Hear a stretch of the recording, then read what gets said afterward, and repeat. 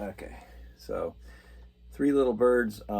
If you make like it's an A, instead of this A, use this. Looks like an F, so but just use this part. You don't have to be real careful about what strings you hit. Just don't hit these ones down here. Just hit.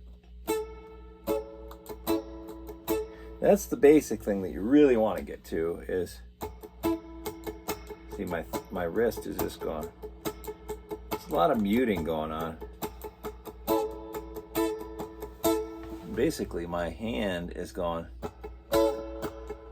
See, most of the time it's up. There's nothing. Just once.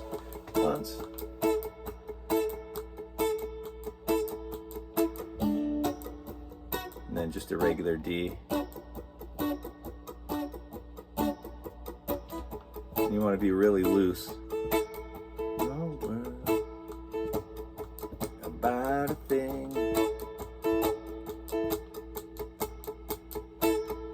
You slow it way down.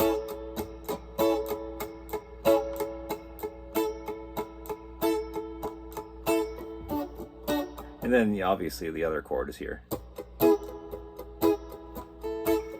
E, so 1, 4, 5.